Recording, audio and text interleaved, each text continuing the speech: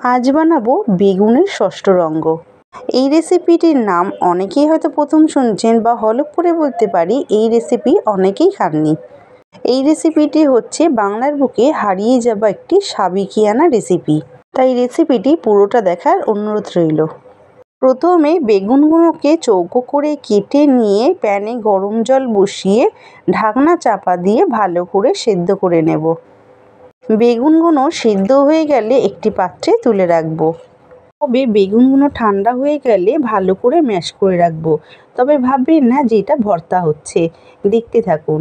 প্যানের মধ্যে তেল গরম করে আগে থেকে কুচি করে কেটে রাখা পেঁয়াজ দিয়ে হালকা ভেজে নিয়ে দিয়ে দেবো আদা কুচি। আদাটা ভালো করে ভাজা হয়ে গেলে দিয়ে দেবো লঙ্কা কুচি আর দিয়ে দেবো ম্যাশ করে রাখা বেগুন। সব কিছু খুব ভালো করে মিশিয়ে নেব। তবে এখানে রান্না করতে কিন্তু গ্যাসের ফ্লেমটি লো টু মিডিয়ামে রেখে পুরো রান্নাটা সারতে হবে। রান্নাটি যতটা সহজ ততটাই কিন্তু ধৈর্য ধরে রান্নাটি করতে হবে। সব কিছু খুব ভালো করে মিশিয়ে নেওয়া হয়ে গেলে দিয়ে দেবো 1 চামচ মতন গরম মশলা। সেটিকেও দিয়ে খুব ভালো করে সব কিছুর সাথে মিশিয়ে নেব। তবে বলে রাখি, আজকে ভিডিওটি যদি ফেসবুক থেকে দেখে থাকেন তাহলে ফলো করে দেবেন, আর ইনস্টাগ্রাম থেকে দেখে থাকলে লাইক ও শেয়ার করে দেবেন। অন্যদিকে একটি বাটির মধ্যে 2টো ডিম ফাটিয়ে নিয়েছি, তাতে দিয়েছি নুন ও গরম মশলা দিয়ে খুব ভালো করে ফেটিয়ে নেব।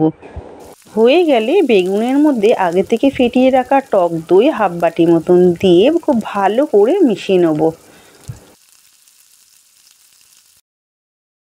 মিশিয়ে নেওয়া হয়ে গেলে স্বাদ ও ফ্লেভারের জন্য দিয়ে দেবো 1 চামচ মতন ঘি দিয়ে আবারও খুব ভালো করে মিশিয়ে নেওয়া হয়ে গেলে দিয়ে দেবো আগে থেকে ফেটিয়ে রাখা ডিম। ডিমটা দিয়ে কিন্তু মিনিট 5 রান্না করে নিলে কিন্তু রেসিপিটি একেবারে কমপ্লিট হয়ে যাবে।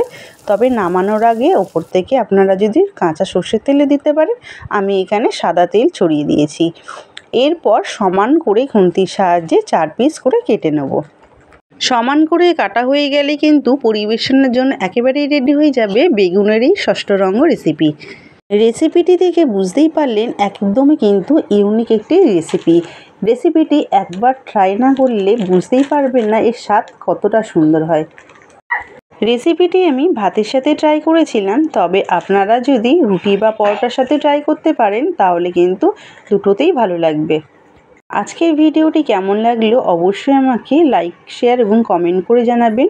আর এরকম নতুন রেসিপি পেতে আমার চ্যানেলটি সাবস্ক্রাইব করে পাশে বেল আইকনটি প্রেস করে রাখবেন, যাতে সবার আগে নতুন ভিডিও আপনার কাছে পৌঁছাতে পারে। তাহলে ভালো খান, ভালো থাকুন, টাটা।